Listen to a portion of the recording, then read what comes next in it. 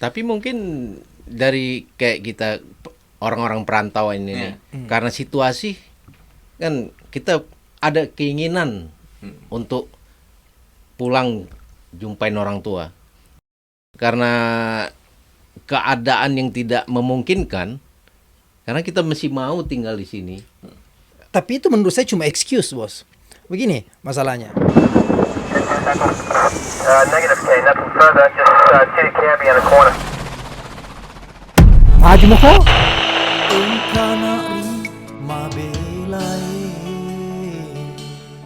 Setelah sebulan kita off, sekarang kita kembali karena kebetulan baru ketemu dengan Ustadz yang Bukan kriminal kan? bukan Dari- kriminal. dari- Thank you for coming, doh.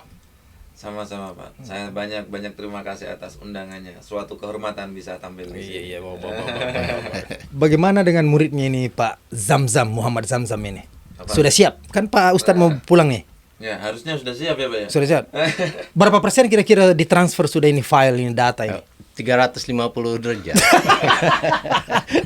Kok tanggung sekali ya? Iya. Tapi 350 sudah bagus sekali itu. Iya, iya. Ya, Pak Ustadz. Padahal dulu kita sama-sama pelan-pelan masuk masjid ya. Iya, betul. Pelan-pelan merangkak masuk ini menjadi stranger ya.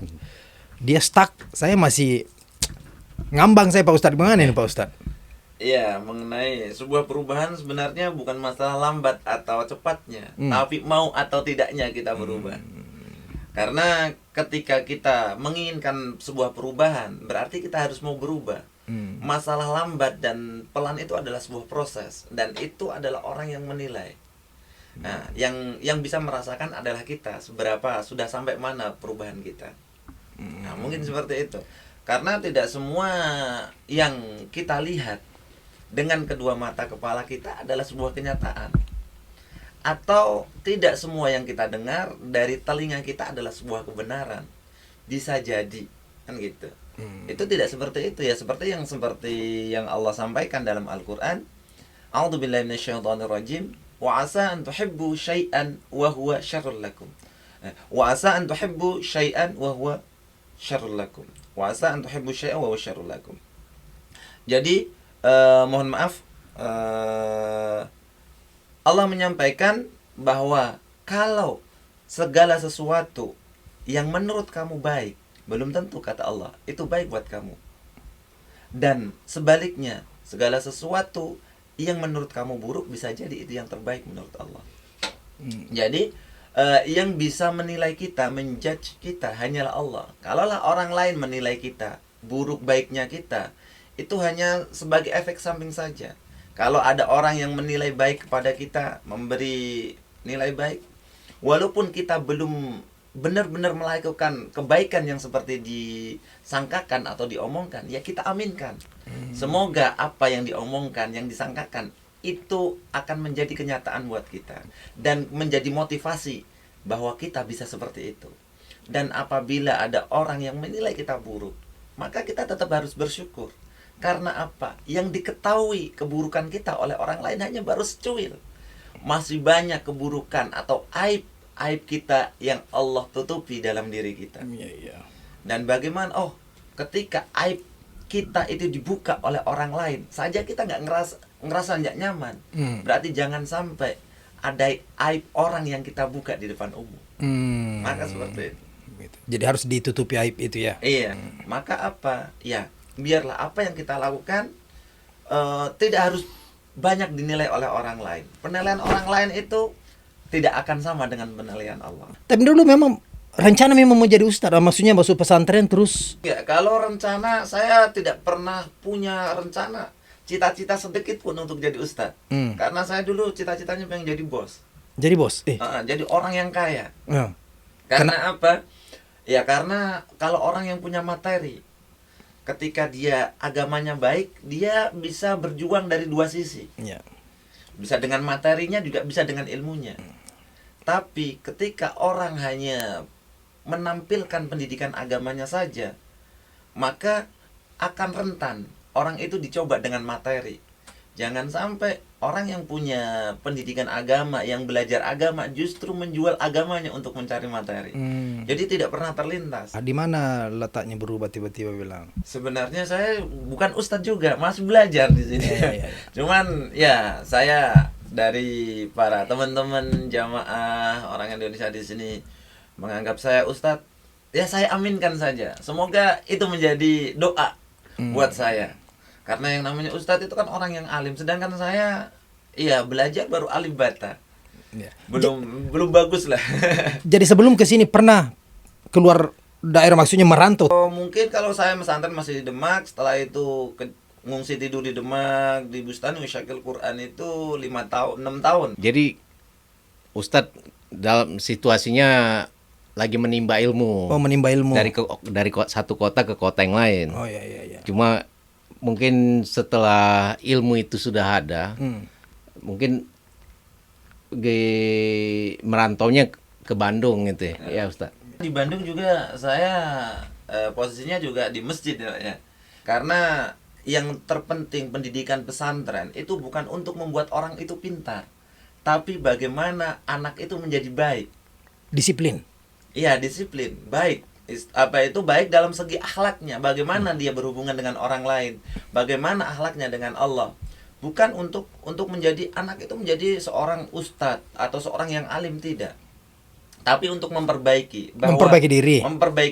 Dari situ baru ditransfer kepada orang lain ya. Ya, kalau kita sebenarnya tidak bisa untuk memperbaiki orang lain. Oke.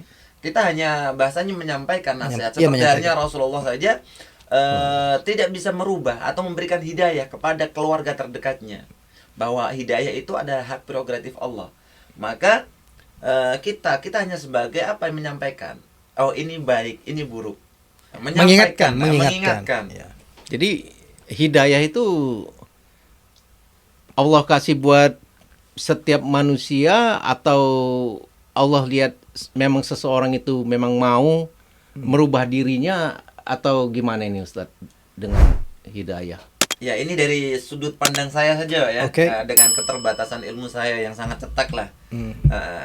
Bahwa hidayah itu dikasih kepada semua makhluknya Allah.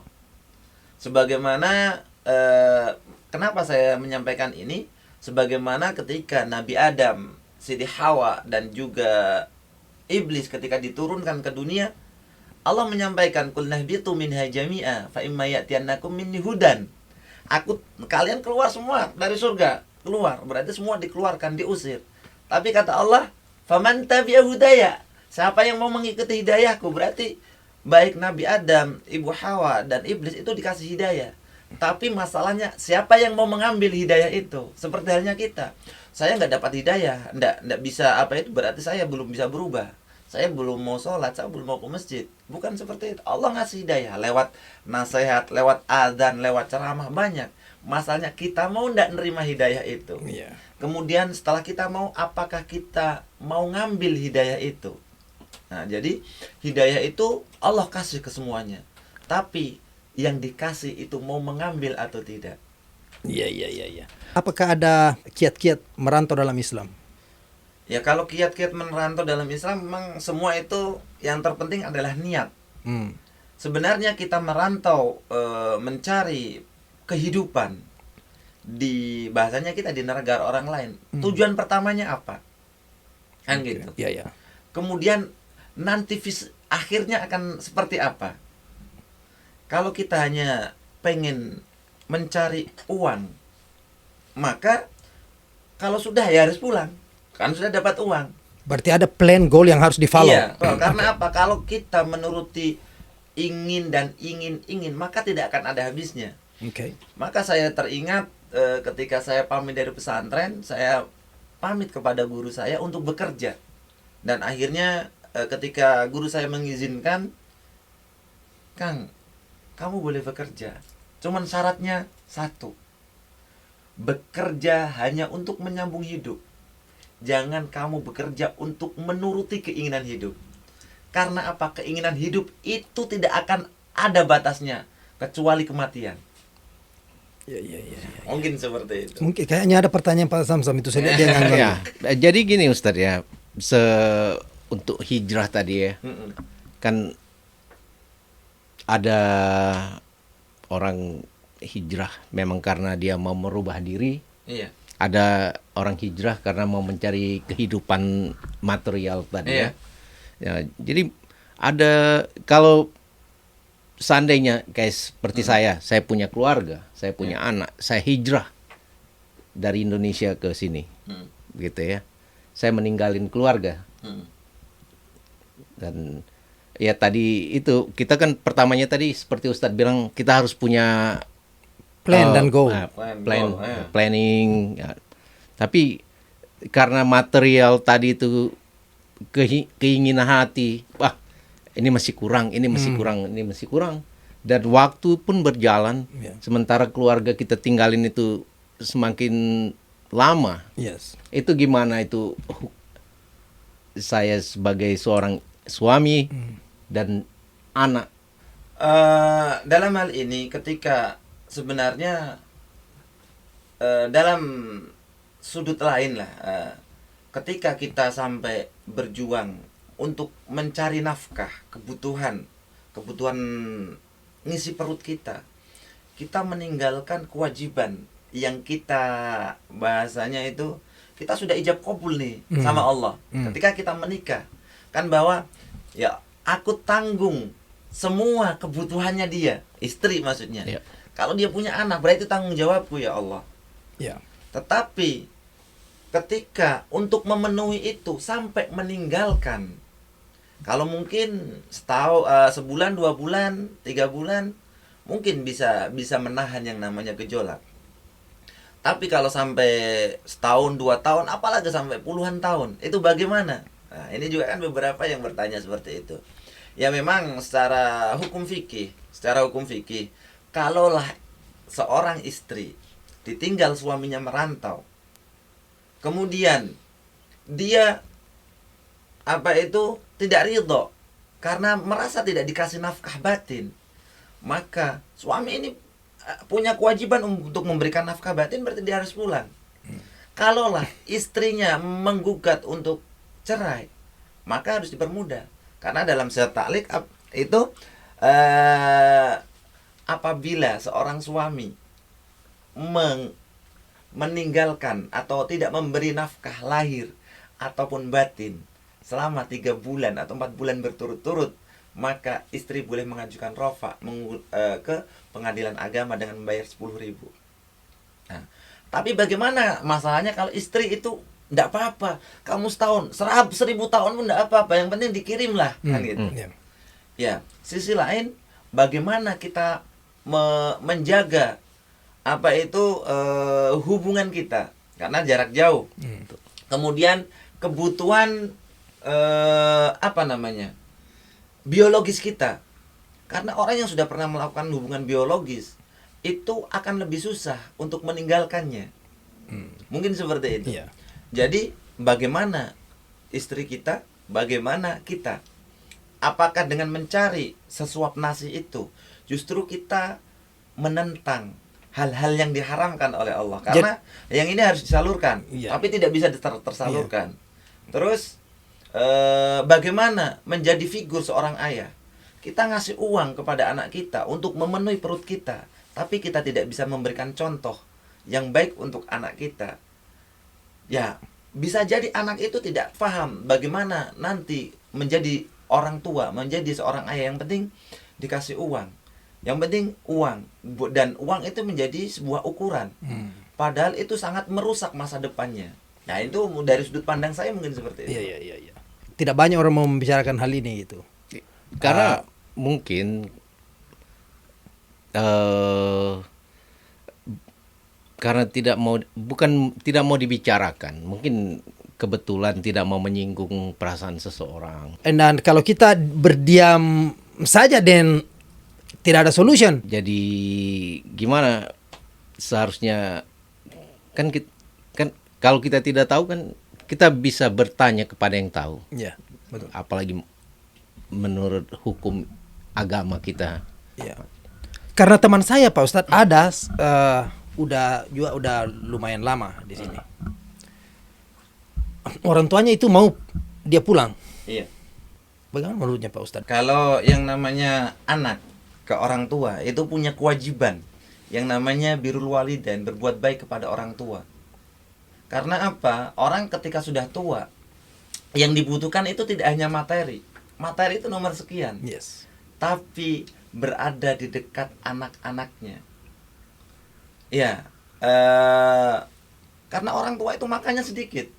Tidak perlu banyak dikasih uang. Yes. Tapi perhatian dari anak itu yang sangat diperlukan. Exactly. Apalagi ketika masa-masa yang sudah benar-benar sepuh, itu butuh untuk ada yang mendampingi, butuh untuk mendengarkan celotehannya. Karena apabila orang tua itu merasa dia sudah tidak dihargai karena hanya bahwa kasih sayangnya itu hanya diganti dengan materi, maka iya, ini dari sudut pandang saya ya. Dari sudut pandang saya sungguh itu sangat menyedihkan. Karena apa? Bagaimana perjuangan orang tua kita mendidik kita sampai kita bisa menjadi dewasa. Ya minimal kalau saya tidak dikasih fasilitas apa-apa sama orang tua saya. Saya dari kecil hidupnya susah. Tapi sesusah-susahnya kita pasti akan lebih susah orang tua kita. Karena apa? Orang tua, yang namanya orang tua rela tidak makan, yang penting anaknya makan. Rela tidak membeli baju walaupun bajunya sudah compang-camping, yang penting anaknya bisa kebeli baju. Yes. Nah, maka ketika hanya seorang anak mengganti itu dengan materi kemudian ditinggal jauh, maka kalau dalam bahasa Jawa karma itu ada. Apa yang kita tanam akan kita tuai. Karena dalam Quran juga famay ya'mal misqala dzarratin khairan yarah wa may ya'mal misqala dzarratin syarran yarah. Baik dan buruk sekecil apapun itu akan dibalas. Kalau kita memperlakukan kedua orang tua kita seperti itu, bisa jadi suatu saat kita juga akan diperlakukan oleh anak kita seperti itu. Tapi mungkin dari kayak kita orang-orang perantauan ini, karena situasi kan kita ada keinginan untuk pulang jumpain orang tua.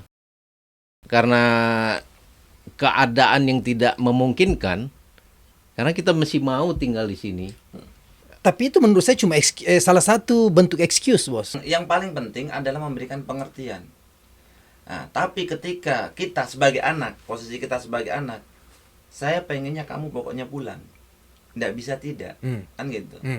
Maka kewajiban sebagai seorang anak itu ya harus pulang. Ya. Walaupun ada yang harus dikorbankan, mungkin dia tidak akan bisa ke sini lagi. Kalau saya pulang, saya mau ngapain di sana? Ya. Kita bilang tolong.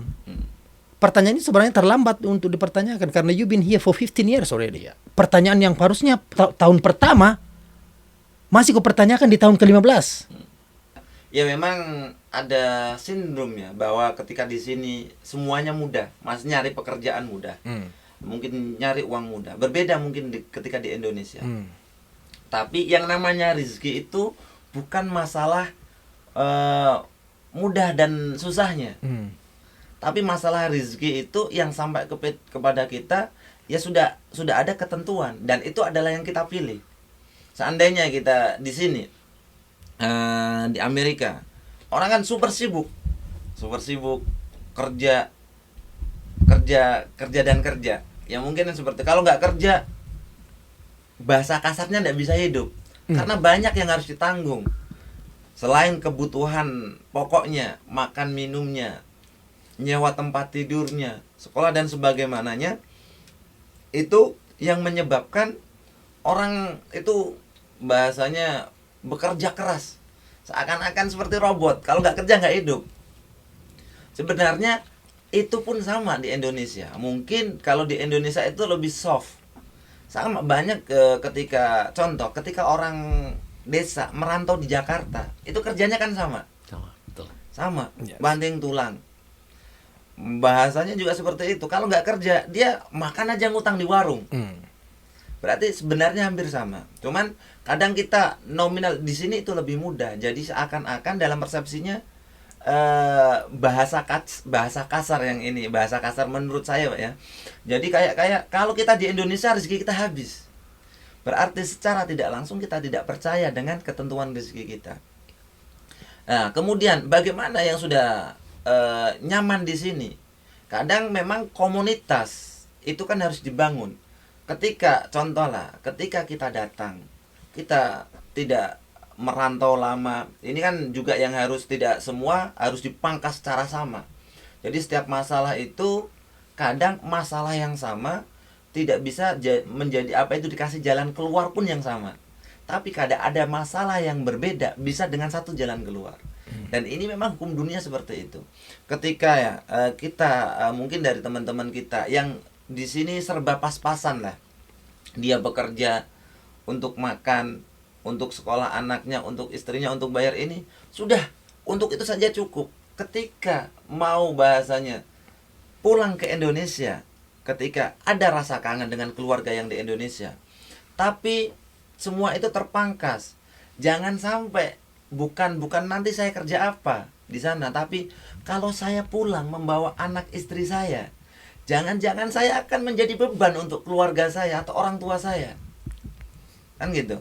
Ada yang seperti itu karena apa? Memang satu mungkin di sana dari beberapa teman-teman kita itu tidak punya skill, kan? Kemudian materi juga tidak ada. Sudah memang benar-benar dihabiskan di sini. Ketika pulang, akhirnya kan ini tidak kuat dengan omongan tentang katanya merantau udah berapa tahun ke sini, malah justru menjadi beban orang tua. Maka justru ketika berpikir seperti itu, yang sangat dirugikan sebenarnya bukan kita. Yang sangat akan menanggung beban secara mental adalah orang tua. Maka kadang ada sebagian itu ketika tidak mau pulang, alasannya adalah karena tidak mau menjadi beban untuk orang tuanya, bukan nanti saya bekerja apa. Tapi kalau ada orang yang hanya, saya kalau di Indonesia, apalagi sudah punya aset, minimal ada yang buat tempat tidur lah katakanlah. Iya, dan itu tidak akan menjadi beban orang tuanya. Ya kenapa tidak kan gitu. Dan kembali lagi itu adalah pilihan. Kadang apa yang namanya hukum saja bisa diterjang. Apalagi hanya sebuah nasihat. Nah, tapi semua itu punya konsekuensi masing-masing. Setiap segala sesuatu ada konsekuensinya. Baik dan buruk itu ada konsekuensinya. Apapun itu. Di sini saya merasakan ketika di Amerika pertama kali tahun 2001, saya merasa seperti di surga. Maksudnya apa? Kayak saya itu doa yang selama ini saya minta ke Allah itu diijabah. Saya suka doa yang diucapkan oleh Nabi Isa, yaitu tentang masalah rizki. Ya Allah, Rabbi anzilni ma'idatan minas sama'i takunu la'ida li awwalina wa akhirina wa ayatan mink warzuqna wa anta khairur raziqin. Itu selalu berdoa itu bahwa saya minta ya Allah rezeki dari langit. Yang rezeki itu pokoknya darimu, nggak harus disangka-sangka. Pokoknya rezeki yang seperti rezekinya di surga. Ketika saya di sini di Amerika tahun 2001, begitu banyak rezeki yang Allah kasih kepada saya. Yang namanya buah-buahan, anggur, apapun bentuknya selalu ada. Sebelum habis pun datang. Saya merasakan ini kayak sebagai apa itu, Allah memperkenankan doa saya. Tapi konsekuensinya saya tidak bersama keluarga saya. Saya makan enak sendiri. Belum tentu ini anak-anak saya makan yang seperti ini. Belum tentu istri saya itu makan seperti ini. Dan ketika saya di sini saya happy. Saya bisa jalan kemana-mana, dapat perhatian dari banyak orang. Belum tentu istri saya itu merasakan yang sama. Ditinggal oleh suaminya. Bagaimana ngurus ketiga anaknya sendiri. Maka ada imbal balik. Walaupun yang didapat juga akan berbeda. Sebagaimana ketika di Indonesia bisa kumpul dengan keluarga, anak, istri, bisa menjadi contoh. Mungkin ya seperti itu, fasilitas, perhatian dari banyak orang tidak didapatkan. Jadi tergantung bagaimana kita memilih dan kesepakatan kita dengan pasangan kita, dengan keluarga kita bagaimana. Apakah sama-sama bisa saling menerima? Tapi ketika satu sama lain itu saling menuntut dan akhirnya timbul ketidakpercayaan, maka ya konsekuensi itu yang akan merugikan kita.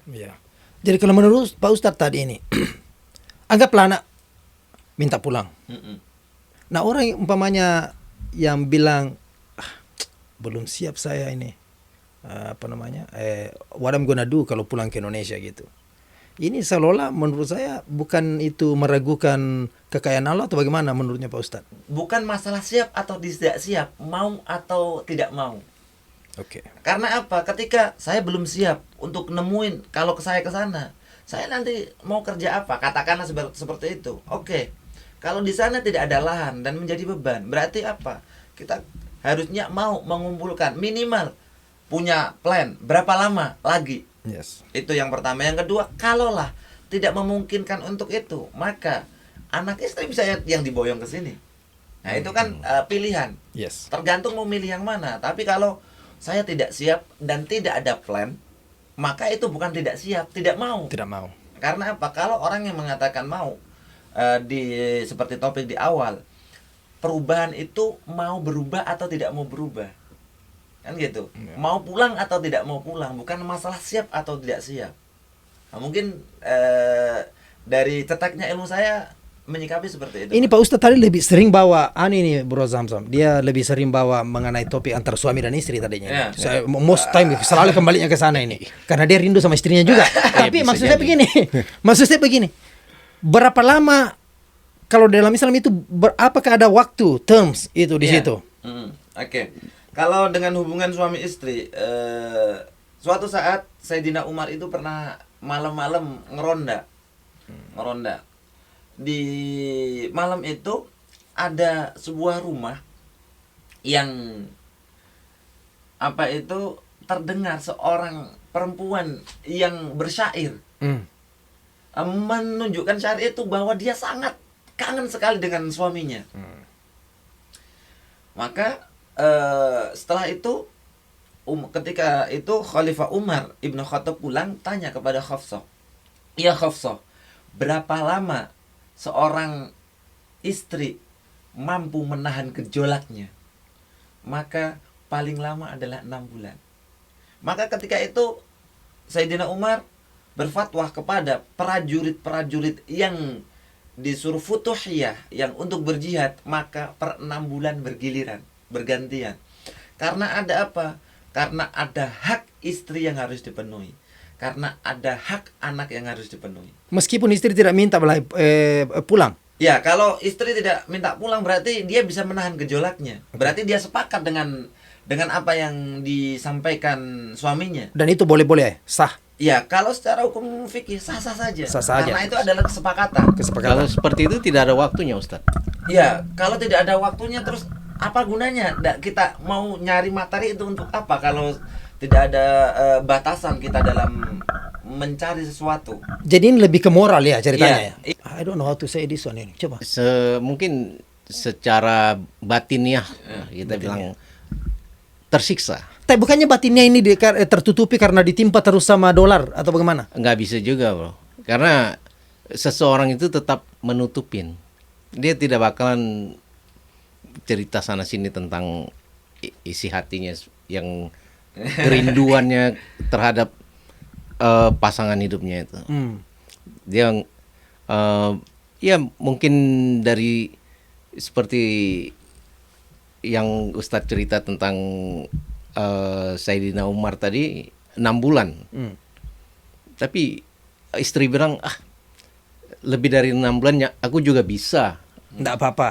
6 Nggak tahun enggak Ya. apa-apa. Ya. Tapi kan kita tidak tahu. Tidak ada siksaan dong. Oh, udah pasti. Begitu Pak Ustaz? Enggak. Ya, itu konsekuensi. Konsekuensi. Jadi seperti halnya ketika ada pasangan yang berpisah LDR, yang hubungan jarak jauh, 1 bulan, 1 tahun, 2 tahun, ketika dan tidak ada batasan ketika kapan pulang, kan gitu. Enggak ada deadline Tidak ada ceritanya. deadline. Bisa jadi ini sudah sama-sama sudah tidak membutuhkan. Yang dibutuhkan adalah materinya saja. Bisa jadi dia memuaskan, ya mohon maaf kalau ini kasar, menyalurkan hasratnya kepada orang lain, sedangkan pasangannya merantau untuk menghidupi. Ya berarti tidak bisa disalahkan satu sama lain, berarti ini salah keduanya. Karena apa? Yang di rumah merasa tidak apa-apa, kamu cari uang saja, tetapi ternyata dia tidak memegang janjinya dengan suaminya. Karena alasannya apa? Lah, kamu saja mau pulang kapan saya tidak tahu, kan gitu. Ya. Sudah kamu sudah meninggalkan saya udah ada 10 tahun, Ya. kan gitu. maka bisa jadi uangnya ini ya buat jajannya, jangan salahin. Iya. Dan itu berarti apa? Tanggung jawabnya. Kalau dalam Islam tanggung jawabnya suami itu memberikan nafkah, tidak hanya zahiriyah, tidak hanya jasadnya, materi saja, tapi ruhaniyah pun harus diberi nafkah. Kemudian dalam pasangan itu kan bagaimana akhlak istri kita, itu yang tanggung jawab kita sebagai seorang suami. Ada lagi lebih mantap Pak Ustadz. Jadi yang pergi merantau itu istrinya. Kalaulah suami itu mengizinkan, itu secara hukum itu tidak bagus, karena yang wajib memberi nafkah kan Suami. suami. Kalau istri disuruh kerja, ya istri bisa di sana itu banting tulang jeripaya. Tapi yang namanya suami, apakah benar-benar dia itu bisa dipegang kepercayaannya kalau ditinggal sampai 5 tahun, apalagi 10 tahun. Ya, maka di sini konsekuensinya apa? Retaknya sebuah kepercayaan. Maka akan saling rugi. Kalau istrinya, ya itu istrinya pergi yang cari uang, kan gitu. Iya. Suaminya di rumah, istrinya setiap bulan ngasih. Bisa yang namanya suami itu berapa lama dia bisa menahan hasratnya? Ya, karena apa? Jangan sampai justru konsekuensinya adalah mematahkan janji pernikahannya. Dikasih uang, tapi dibuat selingkuh. Yang rugi siapa? Yang rugi ya kedua-duanya akan rugi. Untung di sini tidak ada terjadi seperti itu Pak Ustadz. Masalahnya kalau pun itu tidak terjadi, jangan sampai juga yang di sini Ada juga- bebek itu. Terus akhirnya apa itu juga yang namanya, ya mohon maaf, kebutuhan biologis itu ya kita bisa mengukir lah, seberapa kuat kita menahannya. Yes. Kan gitu. Seberapa kuat kita benar-benar, mungkin kalau kita di masjid ya aman lah, kumpul dengan teman kita, saudara kita, ngobrol mungkin. Tapi ketika sendiri itu bagaimana teringat, bagaimana terbayang, dan itu kan harus disalurkan. Maka konsekuensinya ya pilihan, kalau tidak menyalurkan secara syar'i, menikah ya dengan berzina, maka itu adalah sebuah konsekuensi. iya. Ya kalau menikah lagi bagaimana, yang di rumah pasti ujungnya kan terputus. Maka ketika kita memang niat untuk merantau, mencari sebuah materi untuk meningkatkan grade dalam materi kita, maka ya harus punya plan. Saya akan berapa lama Yes. dan bagaimana mengelolanya. Kalau hanya di sini juga tidak ada bedanya dengan di Indonesia, kerja habis terus yang ditinggalkan apa yang mau Poinnya apa? diharapkan? Poinnya apa? Iya, Terus iya. mau berapa lama seperti Iya. ini? Kalau sama-sama tidak ada yang ngumpul, katakanlah, yang mending di Indonesia minimalnya apa? Kalaulah kok makan itu susah, minimal itu bisa dengan keluarga. Iya. Jadi karena Pak Ustadz ini sebenarnya mau balik sebentar lagi pulang ke Indonesia, jadi banyak mau dibicarakan sebenarnya, Ya, tapi banyak. maybe next time, mudah-mudahan ini ada lagi seri keduanya nanti kalau datang tahun 2023. Insya Allah. Amin. Ya kan? Get home safe, ketemu sama keluarga kembali. Sama-sama. Oke. Assalamualaikum warahmatullahi wabarakatuh. Waalaikumsalam Waalaikumsalam. warahmatullahi wabarakatuh. Purajan cirialeku sing teruri hatiku, ya bau rewel matana ogi urun tupi usapa